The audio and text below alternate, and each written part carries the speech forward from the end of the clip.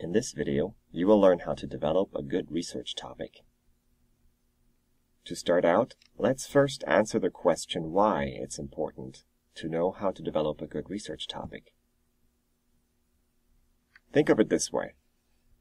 During your time as a student, and perhaps even later, you will probably write a good number of research papers. While some instructors might provide you with a list of research topics to choose from, others might not. You will have to choose your own topic. So, what can you write about? Well, let's first answer the question, what makes a topic really good? 3 things worth to mention here. First, it's a topic that strongly interests you. This is very important. Make sure that the topic you pick, the topic you will write about, is a topic that interests you, fascinates you, that you want to talk about. Really, there's nothing worse than spending a lot of time writing about a topic that bores you. Second, make sure your topic is creative. What do we mean by that? Well, there are some topics that have just been written about over and over and over again. Can you come up with a topic that perhaps hasn't been covered that much?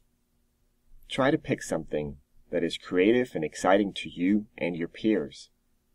Writing about Shakespeare's dramas is great, but that topic in itself has been covered extensively.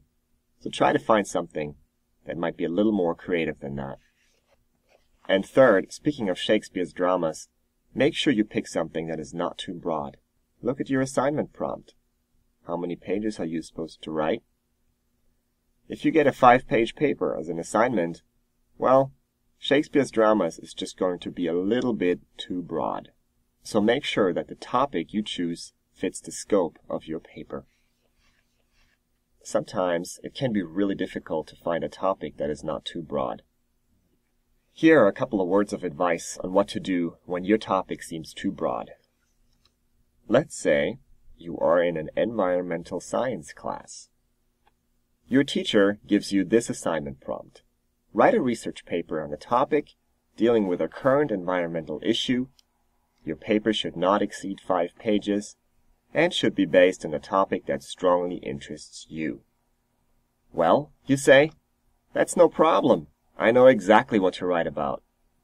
I saw the show the other day on TV, and it talked about the effects of deforestation on gorillas in Africa. I think that's a great topic.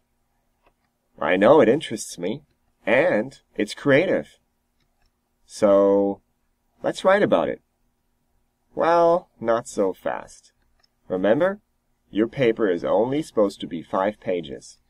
How are you going to fit that topic into a 5-page paper? That's going to be difficult. So what could you do instead? The key is to add more context. For example, you could add some geographical context to your paper. Is there a geographic region or country in which gorillas are specifically affected by deforestation? Perhaps you want to focus more on a historical context. Is there a certain time aspect you want to write about? Perhaps the time when deforestation really started to affect gorillas. And third, with this topic, you could also add biological context. Perhaps there's a specific subspecies of the gorilla that you're interested to write about. So when we combine all 3 contexts and incorporate them into the original topic, this is what we get. Something like current effects of deforestation on the mountain gorilla in southwest Uganda. We thereby incorporate the historical context, the biological context, and the geographical context.